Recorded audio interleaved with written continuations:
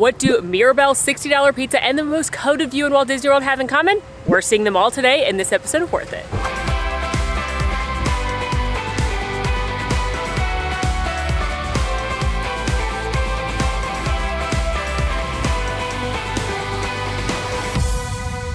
Hello Mayhem fam, and welcome back to another episode of our most popular restaurant series, the series where we go to the most talked about, the most popular restaurants and lounges around the theme parks and let you know if they're worth the price, the effort of getting a reservation, and most importantly, the hype. Today we are headed around Walt Disney World to 3 very different dining locations to do just that, and I'm super excited because our first stop, a character dining location that has just reopened, so let's go. You might have guessed it, but our first stop today, Disney's Grand Floridian Resort and Spa, the fanciest resort in Walt Disney World. And oh man, it does not get much better than walking into this lobby.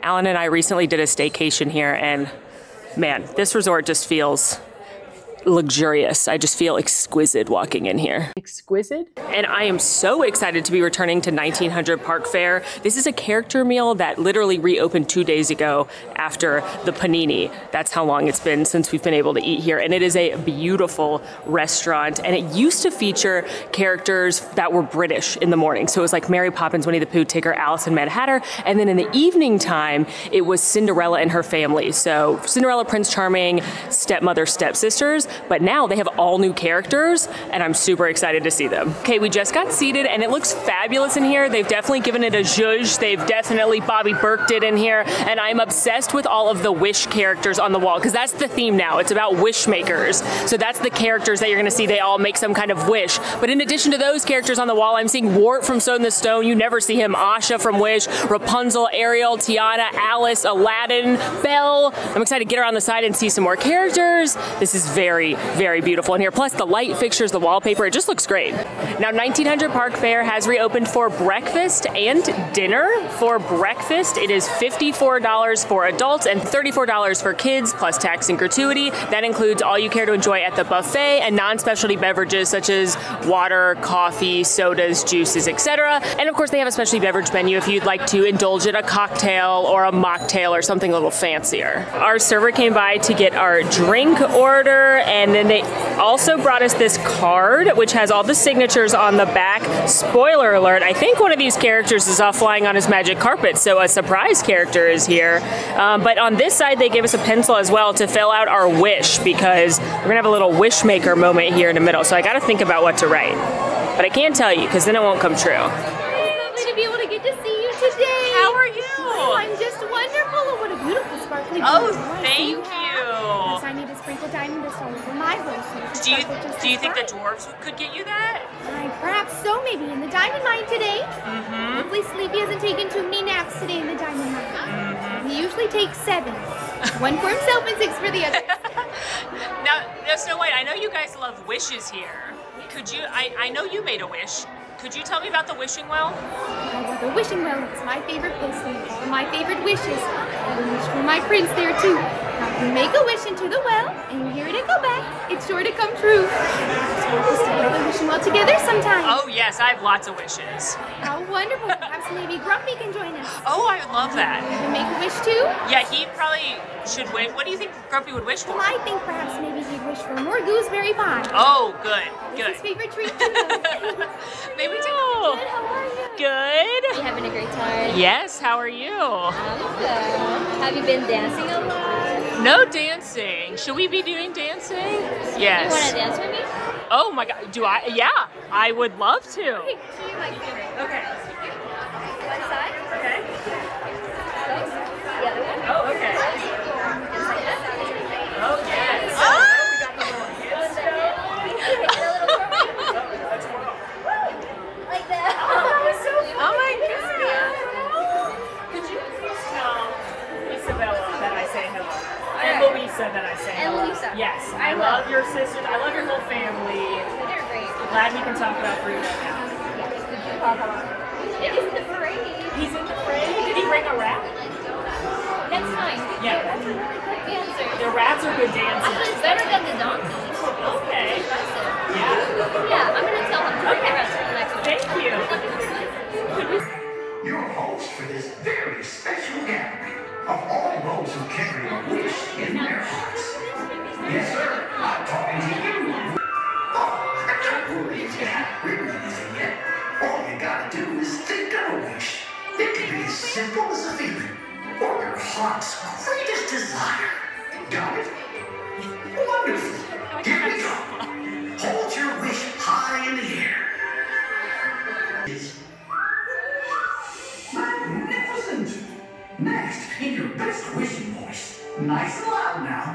Repeat after me. I wish my wish. I wish my wish. As wish makers do. As wish makers do. And believe in myself. And believe in myself. To make it come true. To make it come true. Okay, they just did the wish ceremony and it was so cute. I got a little teary. Jiminy Cricket came on and he told everyone to hold up their wishes as high as they could, and that all the wish makers here, which are the characters that are here, because all of them made a wish and it came true. And it was like, sometimes it takes a little while, but you have everything you need inside to make your wishes come true. And it was like very sweet and very touching, and I'm just loving it in here and excited to get some food now. All the characters were kind of like right near our table when we sat down, so we went ahead and met them, and now we're gonna get food. Little cocktails have arrived, because what is brunch if you don't have 3 drinks? You know how I roll. I got the French 75, which is gin, Prosecco, a little bit of sugar, and lemon juice, and I'm here with my friend Megan, aka Miss Wizarding World, and she got the Strawberry Rose Spritz, which has got rose vodka, strawberry syrup, some club soda. Excited to give these a whirl.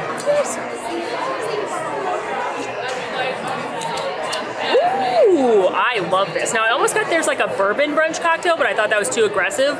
So I got this to feel fancy, like I'm at the Grand, and it is not too sweet, which I was worried about. It's mostly tart because of the lemon, and then you've got the fizz from the Prosecco. Can't really taste the gin. That is lovely. And I'm also gonna take a little sip of Megan's. Ooh, that's good too. I thought it would be too sweet, which is why I didn't order that one, but it mostly tastes like strawberry, very refreshing and light. Both of those are really nice, bright breakfast drinks. Now y'all look just lovely. You look lovely. Thank you. Now didn't my mama do a wonderful job? It's beautiful, Eudora. She is the best. Can you show us your whole outfit? Oh, absolutely. So you see we have this right up here. See all the detail work up here? Oh, It's like beautiful. in this jacket, because you always have to use layers whenever you go on an adventure, right? Mm-hmm. Exactly. It's like we have some nice boots over here too. I love them. She did a wonderful job. She did, and I like your hat. I also like, I saw your ring at your restaurant, your big ring from Naveen, but I like that you just got the simple band when you're working. Absolutely. It makes it a lot easier when working in the restaurant too. Yes. That way you don't lose it in the beignets. Yes. Now I hear you made bread pudding, is that right? I did work with the chefs here to work on some things that y'all are going to eat today. I'm very excited. I'm very excited, and I'm very excited to visit you in the bayou soon.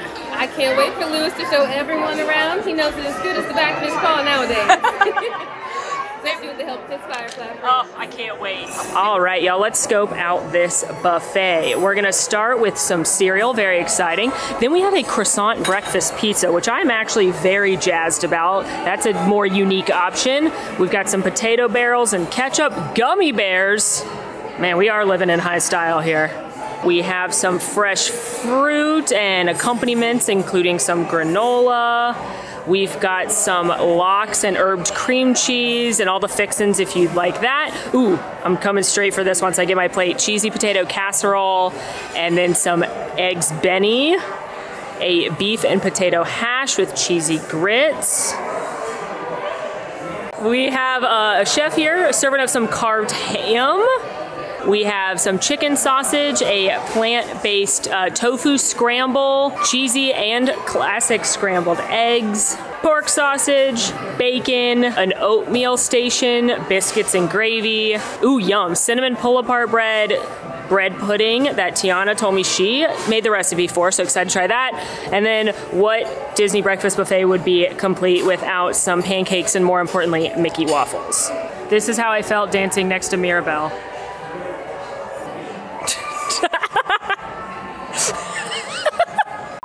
We've got some pastries and bagels and different spreads for those. And here it is, friends, the famous Grand Floridian strawberry soup. It's finally back, served with fresh strawberries and whipped cream and a couple more sweet bites.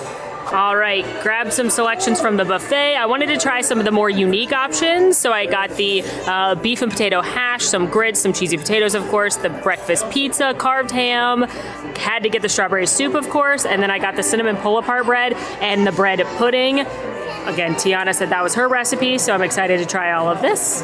And then I'll go back for Mickey waffle, obviously. Let's eat. I'm mostly excited about this breakfast pizza, if I'm being honest with you. And I was right to be.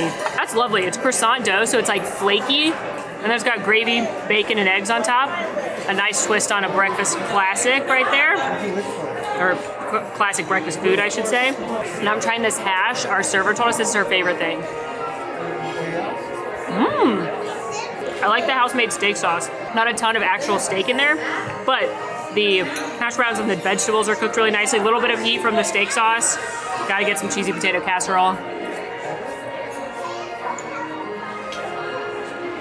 That's worth the price of admission right there. It's cheesy potato casserole. There's nothing special about it except for it's delicious, and you can tell that those potatoes were grated with love. Maybe I got Cinderella's mice back there grating all these potatoes, but their perfection. The grits are pretty good too. I'm not as strict on grits as Alan is, because he is a true Southerner with Southern grandparents, but they're buttery, they're cheesy. The ham, the chef up there told me that's the can't miss thing, so I had to listen. It's carved ham. That's good. I wish there was some kind of mustard or something from it, like I'm craving the Boma mustard right now, but it's good breakfast ham if you like that. Now we're gonna move into our sweets. I'm starting with the cinnamon pull-apart bread. Ooh, this reminds me of the monkey bread my mom used to make as a kid.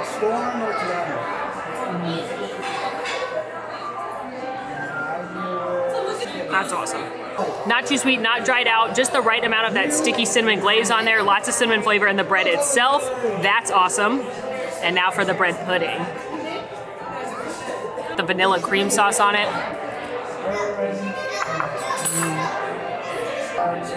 I thought there's no way the bread pudding's gonna beat the sticky bread, but I was wrong, and I should never have doubted Tiana. That is phenomenal bread pudding. It's not as good as Polynesian bread pudding, but it tastes completely differently. It's got more of a cinnamon profile, and then you've got sweetness from the vanilla cream sauce, but the cinnamon's balancing it. That's phenomenal. And now, of course, last but certainly not least, the famous strawberry soup, and I put fresh strawberries and whipped cream on it, and you can tell it's house-made whipped cream.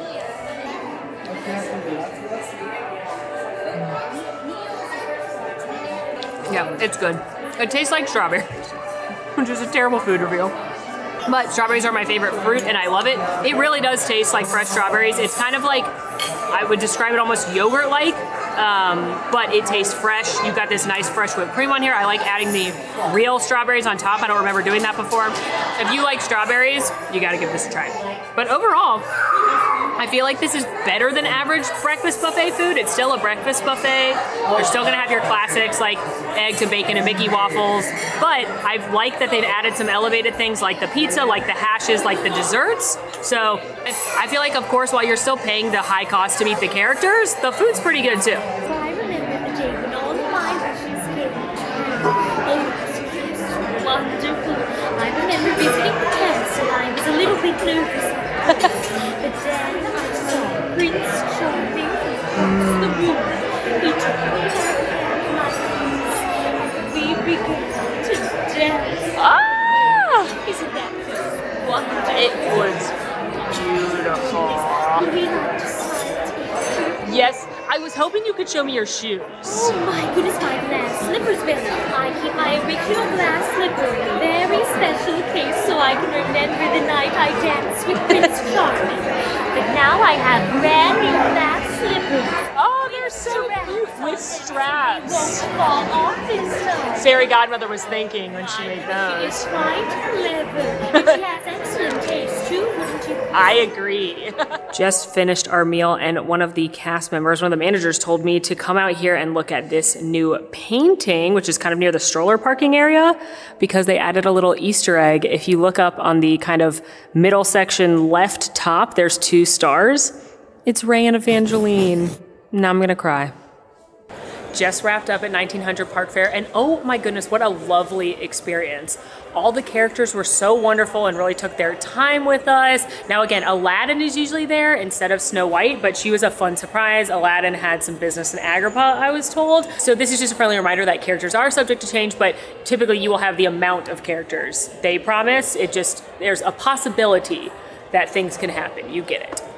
Overall though, I thought the food was very good. I mean, it is still a very expensive breakfast, but you're paying for the characters, and I think having access to very popular characters like Princess Tiana and her new outfit, like Mirabelle, is awesome because, again, those characters are very, very popular. They get very long lines in the park, so it's amazing to be able to just sit and enjoy them here in the restaurant, just coming to your table. Additionally, I really liked the new look of the restaurant. I thought those portraits were beautiful. It was very light and refreshed. It was like welcoming to be in there. Also, I think we booked the perfect time to go in there. We booked a late morning reservation, so it was like more like a brunch than a breakfast. That's my recommendation, especially on like a Magic Kingdom day. Rope drop Magic Kingdom, get a bunch done, and then come over here around the 11 o'clock hour. You can walk here for Magic Kingdom or take the boat or monorail and have a lovely sit-down breakfast in the air conditioning with some really popular characters. Save yourself some time waiting in those character lines. Plus, if you come at a brunch time, then you probably don't need to eat breakfast and lunch. You're saving a little bit of money on some meals because it's a very filling meal. Also, as always, pro tip, don't forget to get your to-go beverage. I always get a to-go cup of coffee at a sit-down restaurant. It's included. If you have a soda or a coffee or whatever you got with your meal, they'll give you a to-go cup, so don't forget to ask. Overall, I love what they've done with 1900 Park Fair. I think the characters are fun. I think this is the next generation of kids. These are the characters they want to meet. So while I'm sad to not have Mary Poppins or the Stepsisters or Alice, it was really fun to see, especially Princess Tiana in that new outfit and Mirabelle. Plus, the food? Better than I expected. So if you've got someone in your party that loves one of these characters or a couple of these characters, I think 1900 Park Fair definitely worth a visit. And now we are off to Epcot, so see you there. Ciao, ma'am fam. We have made it to our second location, the Italy Pavilion in Epcot. Some of the most delicious food in all of Epcot right here, which is a bold claim, I know, because there is a lot of delicious food in Epcot. Today, headed to Via Napoli Pizzeria, which is one of the most popular restaurants in all of Walt Disney World. Can be tough to snag a reservation and has a very expensive pizza. But is it worth the high price tag? You know we're about to find out. And when I say expensive, I'm talking that the most expensive, the largest specialty pizza will run you upwards of $60. And that's a lot for a pizza. Hold on. Yeah, I think it's another one. What you doing? Taking a picture of the burro. Do you want to go with me to try and eat the biggest pizza in Walt Disney World? I accept the challenge. As I was saying before I got distracted by Alan befriending a burro, Via Napoli does have pricier pizza. However, a lot has to be said for the quality and the ingredients that go into it. They import the flour, they import the tomatoes, the olive oil, the cheese, all straight from Italy. They built a wood fire pizza oven to mimic those in Naples. They even have gone so far as to get their water from a place in Pennsylvania because the pH balance on that water is closest to the water in Naples. So when I say authentic pizza, this is as close as you're gonna get as going to actual Italy. Inside Via Napoli, it's very bright and colorful. It's supposed to remind you of being in an Italian villa. A couple of my favorite details, they imported things like the olive oil bottles from Italy. A lot of the light fixtures are from Italy. You'll see this beautiful, colorful chandelier when you check in, and there's actually the schematics for it as you head to the bathroom, as well as the blueprints from the restaurant. But I think the centerpiece of the decor is the giant pizza oven on the wall. It's got 3 different faces. Those are your pizza ovens, and each one of the ovens is named after an Italian volcano. Looking at the menu, well, there's a lot to look at. It starts with the antipasti with things like bresaola and calamari fritti. They also have the salads o insalate with the Caesar and house salad, an entire pasta section from things ranging from manicotti to fettuccine via Napoli. They also have a bunch of secondis, which are more of the mains. This is made of like chicken parmesan. And then you get to the bulk of the menu, which is the pizza. It ranges from the carciofi to the margherita. There's really something here for everyone. And if you don't like what they have listed, you can build your own. They also have an extensive cocktail, wine, and beer menu featuring Italian liqueurs, wines, and beers. As far as drinks go, my eye was immediately drawn to a beer flight made of pepperoni, Cipriani Carciofio, and Cipriani Radicchio. Now this is both artichoke and radish beer, and I felt like I had to try that. The Peroni tasted like a Peroni. It's a light lager. The artichoke beer was pretty interesting. It had a little bit of a bite to it. It honestly was a little bit sweeter than I anticipated it being. It had less strong flavors. It was pretty light to me. And then the radish beer actually had the strongest flavors. It was a little more tart, but actually pretty refreshing. Of the 3, if I'm not going with the Peroni, I'm probably going to go with the radish beer, which surprises me to say. I went with a tried and true classic, one of my favorite cocktails, an Aperol Spritz. This is Aperol, which is an Italian aperitif, Prosecco, which is Italian champagne, and a splash of soda. This was a pretty good Aperol Spritz, and that's because they didn't add anything extra. Sometimes you'll find places that add different flavors or syrups, and it makes it too sweet for me, but I enjoyed this a lot. I could have used a little more Prosecco and a little less of that Aperol, which does have a bitter taste, but overall, a classic and refreshing cocktail. And for dinner, we went with the Mezzo Metro pizza. Now, this is a half-meter pizza, and you can do a half-and-half situation where you have one half be one style of pizza and the other half be another. So we did that. The first half was carciofi, which is white pizza with artichoke, fontina, mozzarella, and truffle oil. And the other half, we had prosciutto e melone, which is white pizza with fontina, mozzarella, prosciutto, cantaloupe, and arugula. I tried the carciofi pizza, which is my favorite. The artichoke has a nice acidic bite. The truffle oil over top adds a little bit of that truffle flavor, but it's not overwhelming, which is nice. All atop of a white pizza, which is very cheesy and flavorful. And you can't beat the crust on a Via Napoli pizza. This is top tier, one of my favorite pizzas of all time. I dug right into the prosciutto e melone, which does sound like an unusual combination to put cantaloupe on pizza, but a server told me to try it one time and I have not looked back ever since. It's slightly sweet because of the fruit, and then you've got the saltiness of the prosciutto, that earthiness because of the arugula, all of that cheese, and as Alan said, the crust is perfection. I cannot hype this pizza up enough. I know it sounds unusual, but trust me, it's amazing. Now, somehow we still had room for dessert, so we took a look at the menu, which includes classics like tiramisu, a couple of cannolis, a cheesecake, and ultimately decided on the tiramisu at the recommendation of our server. This was made with mascarpone cream, espresso coffee, ladyfingers, and chocolate. As a coffee lover, this was a perfect dessert. It's definitely sweet because you've got the ladyfingers and the cream and the chocolate, but the coffee balances it out with a little bit of bitterness. It was light, it was delicate, you can tell it's all house-made. A phenomenal way to end one of my favorite meals in Disney World. All right, well, I had to roll myself out of Via Napoli. I am full of pizza and tiramisu and happiness.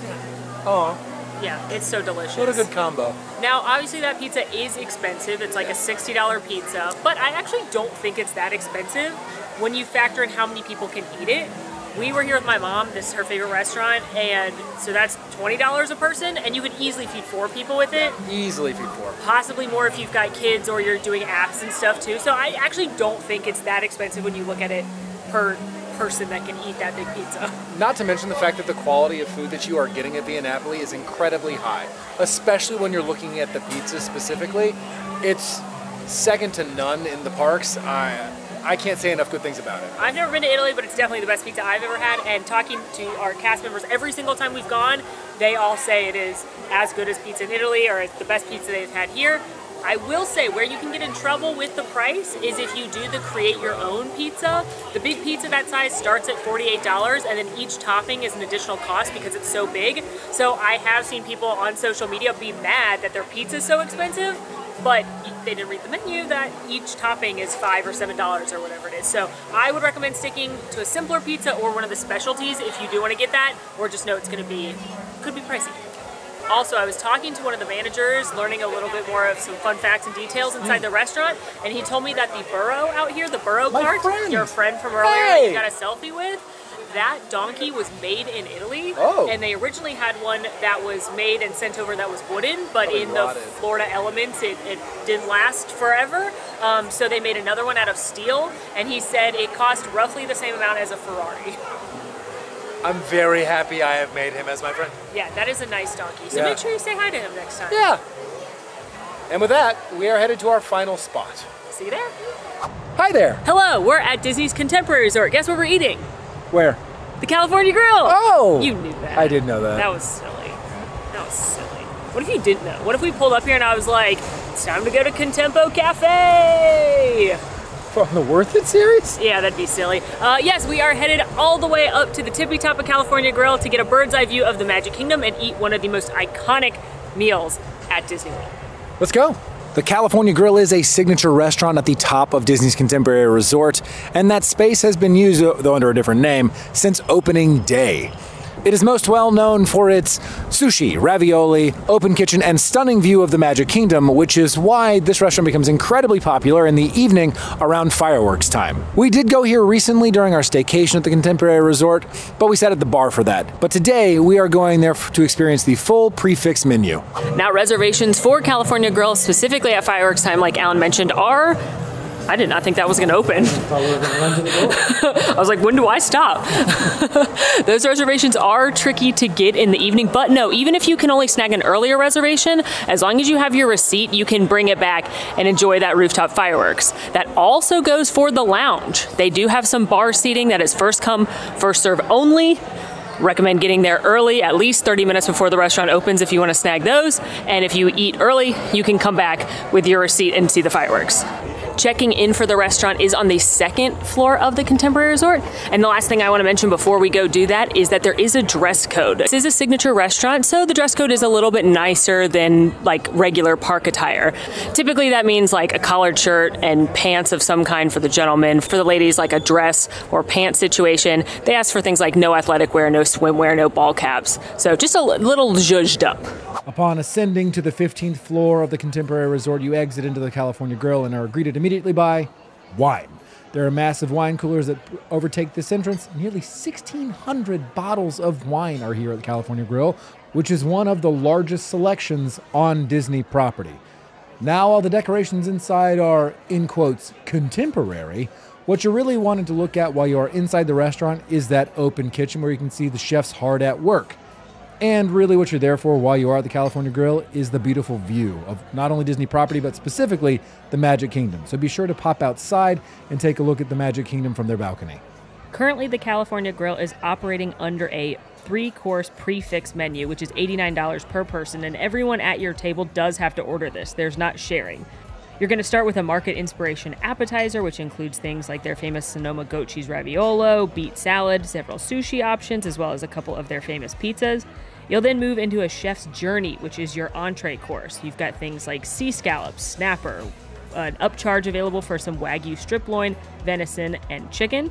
And then lastly, you're going to finish with sweet creations, aka dessert. And we're looking at things like a chocolate ganache tart, strawberry and pistachio mousse cake, and a plant-based peanut and banana tort. Now, as Alan mentioned earlier, California Grill is known for their wine selection, so there's also a couple of wine pairings you can do with your meals. There's a signature wine pairing, which is $41 per person, as well as a deluxe wine pairing, which is $72 per person, and each of these mean you're going to get a small tasting pour along each of your 3 courses. On our last visit to California Grill, we had some of their signature cocktails, which of course they have a wide array of, but this time we opted to do the wine pairing and went for that signature wine pairing, since again, this is what California Grill is all about. But before we could get to anything, we had to have bread. Not just any bread, sourdough bread. I'm very excited about this. House made with some butter and a sun-dried tomato with white balsamic and olive oil mixture.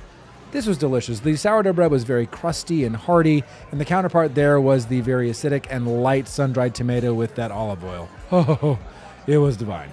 I started this time with a cascade roll. This is made with tuna, hamachi, salmon poke, mango, shallot, uzu avocado puree, and a soy gel.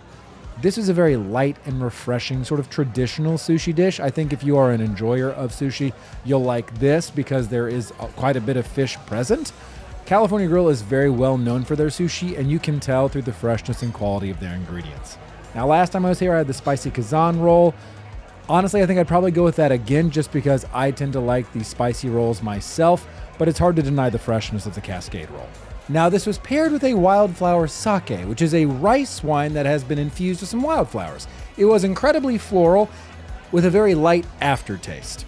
It was everything in me not to order the Sonoma goat cheese raviolo again because that's one of my favorite bites, but in the interest of trying something new, I went for the Sardinian pizza, which is house-made Italian sausage, squash, smoked mozzarella, and a spiced agave syrup. Pizza is another thing California Grill is known for, and y'all, this pizza was phenomenal. It had a kind of autumnal flavor, which I am a big fan of thanks to that butternut squash. It also had a squash puree where you'd normally have mozzarella sauce. And then you had a little bit of heat from that spiced agave syrup, a little smokiness from the mozzarella. This was delicious. I would absolutely order this again. And it was paired with a Pinot Noir from Oregon, which was nice and light, didn't overpower the pizza. Pinot Noir is my go-to red wine, so I was doing great this first course. For my main, I had the top-selling oak grilled filet of beef with roasted onion cream, potato pave, charred callini, and a Cabernet Vieux. Now, while this was the top-selling item as mentioned by our server, and the filet was cooked perfectly, it honestly wasn't my favorite cut of meat I'd ever had. The roasted onion cream was nice, the potato pave was lights out with those thin layer of sliced potatoes, and the charred callini was a nice sort of broccoli offshoot. I think this meal was overall very good. I can understand why it's a top seller. It just wasn't my favorite.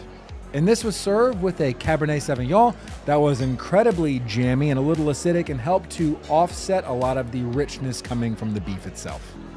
And I went for the cast iron grilled pork tenderloin. This has been on the menu forever and is a California Grill fan favorite. It is served with the goat cheese polenta, mixed mushrooms, grilled asparagus, mustard greens, and a Zinfandel glaze. Now, the pork was delicious. It was cooked medium because I asked for whatever the chef recommends. I don't normally order pork in a restaurant, but it was very tasty. It wasn't dry, which can be a concern with pork. I also really liked the mushrooms and the biggest pieces of asparagus I've ever seen, all roasted to perfection. But y'all, the reason you get this dish is for the goat cheese polenta. I could have fallen into a bowl of this. I wouldn't even need anything else with this polenta on the plate. It is creamy, it is dreamy, it's got that little funkiness because of the goat cheese. It is divine. This was served with the Prisoner Red blend from Napa Valley, which I was delighted by because sometimes port goes with white wine and I prefer red. Was a little bit bolder than the Pinot Noir, but not near as bold as Allen's Cab, and it paired really nicely with the pork dish. For my dessert, I got the white chocolate cherry creme brulee with almond chiffon, dark chocolate cremeux, almond crunch, morello cherry gel, and blood orange segments. This was just a stellar creme brulee, very rich with white chocolate on the bottom to add a nice textural contrast, with some acidity coming from the almond crunch and blood orange segments, followed off by the richness of the chocolate. I just don't know what to say. This was sort of my perfect creme brulee experience. And it was served with, and I promise I'm going to butcher this, so I'm so very sorry, Royal Takagi 5 Potoños Azul, which is a dessert ice wine. This wine, as most dessert wines are, was very sweet, but surprisingly enough, had a little bit of acidity that helped cut through a lot of the richness coming from the creme brulee, which was a nice surprise for me. And for my dessert, I chose cheese, because when there's a chef selection of artisanal cheeses on the menu, I'm skipping dessert altogether. The cheeses in question, which I probably cannot pronounce, the first of all, an osso irrité, which is said to be one of the first cheeses ever to be made with a 3,000-year-old cheese-making tradition. It was served with a little bit of apple, and it was kind of like a semi-soft cheese. It reminded me a little bit of a Parmesan, but a little bit creamier, not quite as nutty, but it was overall delicious, especially paired with those apples. The next was a Valençay cheese, which is made in the Loire Valley of France, and it's made from goat milk. It is very similar, I felt like, to a traditional goat cheese, but it was a little bit funkier, a little bit bolder than if you go get goat cheese at your local grocery store, and it was served with a very nice rhubarb tart. And lastly, the Forme d'Ambert. I'm sorry. Forme d'Ambert. We're going to go with that. It's one of the oldest cheeses in France, and it is a blue cheese. But oh my goodness, it is creamier than any blue cheese I have ever had in my entire life. It was so perfect. It wasn't as funky as a lot of blue cheeses. It was mostly just cream with a little bit of that moldy flavor, which sounds gross, but that's what blue cheese is. And it served with an onion tart, which was light and flaky and perfectly went with the cheese. Now, this was a perfect dessert for me as someone who loves cheese and isn't a super sweet tooth. I thought you got a good portion of all the cheeses. I love that you could kind of mix and match, and it was a perfect ending to this meal. Alongside my cheeses, I was served a 20-year-old port for my wine selection. Port wine has a very distinct and strong flavor. It's hard to describe. It's really fruity, but it also very much tastes like alcohol, like fruit jam has been fermenting. It's not my personal favorite, but I did think this paired well with my different cheeses. Now, I know I said cheese was the perfect way to end this meal, but I actually lied to you, because the real perfect way to end your meal at California Grill is when it's time to watch Happily Ever After from the balconies. There are 2 balconies, but servers in the past have told us that the back balcony is less crowded and gets you a better view, so head out there a little bit before fireworks time. They're going to pipe the music in, and what can I say? It's wonderful. The story comes alive. Taste the morning out there like ordinary men.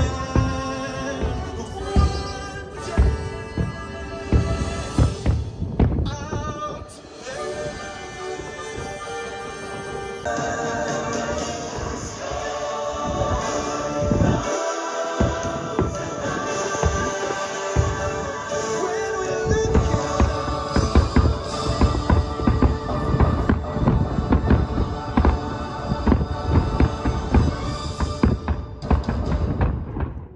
Well, with the 3rd restaurant in the books, that brings us to an end of this episode. What did you think of California Grill? You know, in the past, I have not always loved California Grill. True. That said, I had a lovely experience tonight. Our server, Charmaine, was wonderful. All 3 courses were very tasty. I liked the wine pairing, and it's hard to beat the view of watching Happily Ever After with the music pumped in up from the top of the Contemporary. I couldn't agree more. While it's not my favorite signature restaurant, Mine I did either. love the sushi. I think that the wine selection that they have is absolutely astounding and unparalleled. All that said, you've got to go at least once. It's one of the most iconic venues on Disney property. I don't think California Grill is as like intimate or romantic as some of the other signature restaurants. So it's not where I would personally choose for like a big anniversary or a celebration. I think that's partly because the decor isn't my favorite. I feel like it needs a zhuzh on the inside. And so I also prefer like Topolino's Terrace or Chico if I'm picking like a special event restaurant.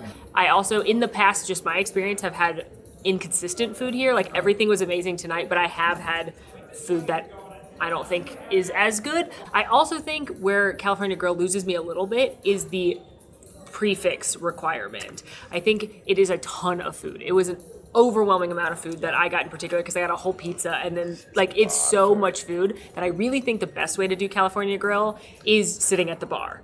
When we were able to sit at the bar, you can either do a la carte, just some like light bites if you're looking for that, or the bartender told us that if you sit at the bar only, you could split the prefix. Yeah.